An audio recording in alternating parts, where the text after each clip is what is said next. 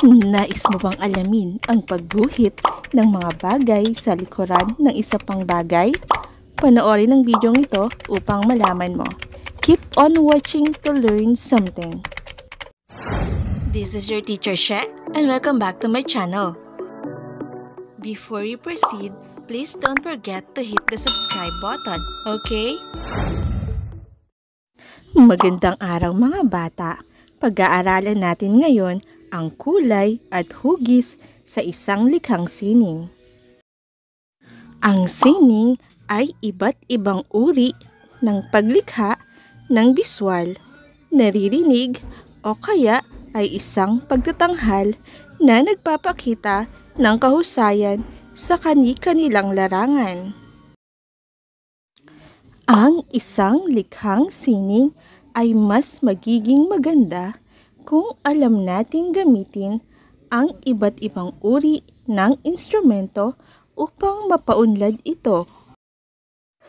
Maaaring palawakin ang imahinasyon upang makabuo ng isang obrang katulad ng paulit-ulit o patong-patong na bagay sa isa pang bagay o overlapping. Halina mga bata, atin pang tuklasin ang ating aralin. Ang pagguhit ng isang bagay sa likod ng isa pang bagay ay nakalilikha ng overlap, katulad ng mga nasa ibaba.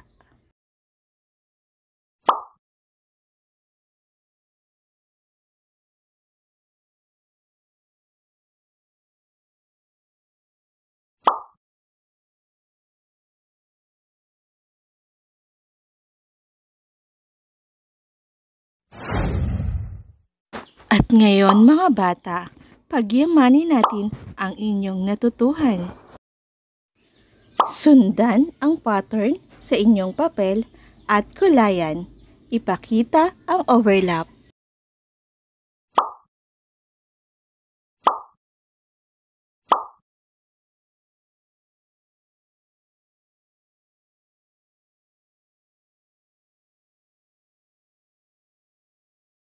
Maaaring i-pause ang video upang ikaw ay makapag-drawing.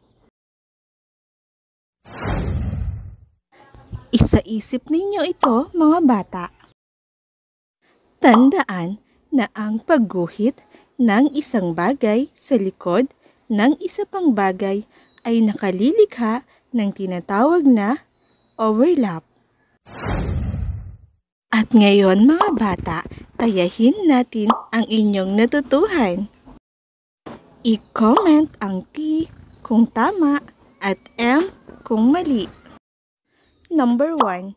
Ito ay nagpapakita ng overlap. Number 2. Ang overlap ay pagguhit ng isang bagay sa likod ng isa pang bagay. Number 3.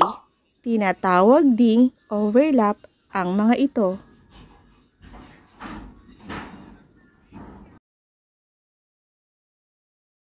Number 4. Maaari ring gamitin ang overlap sa mga bagay at letra katulad nito.